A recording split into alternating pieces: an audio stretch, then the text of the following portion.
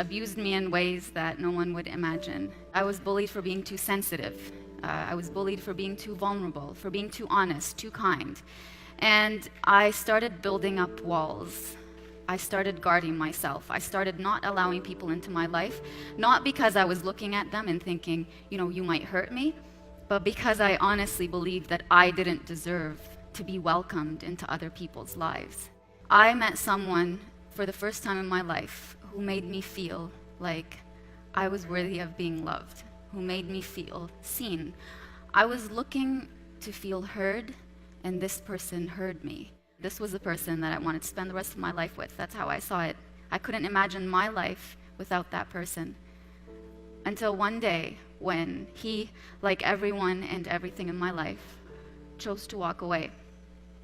And I could not make sense of it. What did I do? I went back to that 16-year-old who blamed herself.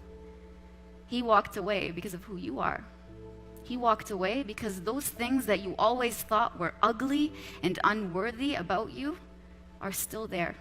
So, I might get a little emotional here. One night, during one of my hardest times, my dad pulled up a picture of me when I was this small. I was holding his hand very tightly, and he said, when I was holding your hand in that picture, I looked in your eyes and I thought, this girl is going places. And when I look at you now, I don't see that look in your eyes.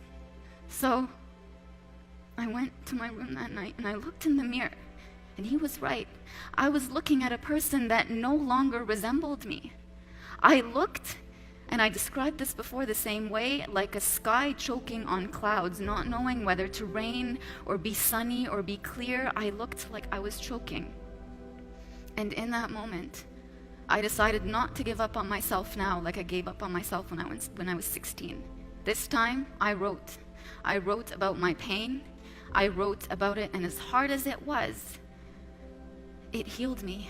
The deeper I went into my pain, the higher I rose in courage, the higher I rose in pride of who I am, being proud of who I am, turning your pain into something beautiful, turning it into nectar instead of turning it into bitterness or coldness. That has given me so much conviction in the fact that our world needs more people who are not afraid to be human, not afraid to be vulnerable, not afraid to show who they are, not afraid to take risks, not afraid to stand in front of the world and raise their voice and say, this is what happened to me and this is how I overcame it.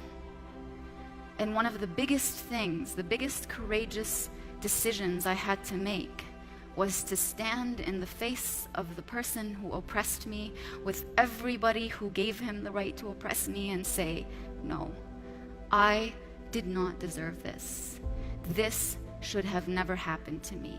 And when I do that, I tell every one of you and every person who listens to me, anything that is not right that happens to you is not right. Regardless of who says you deserved it, you asked for it, or I don't know whether I should believe you or not. You lived your story, just like I lived my story, and I stood in their faces and I said, this happened to me.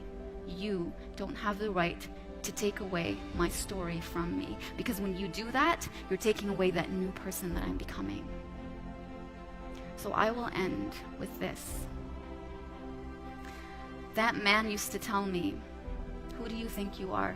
I say, I'm Najwa Zabian. I'm a hero, I'm a fighter, and I'm a champion.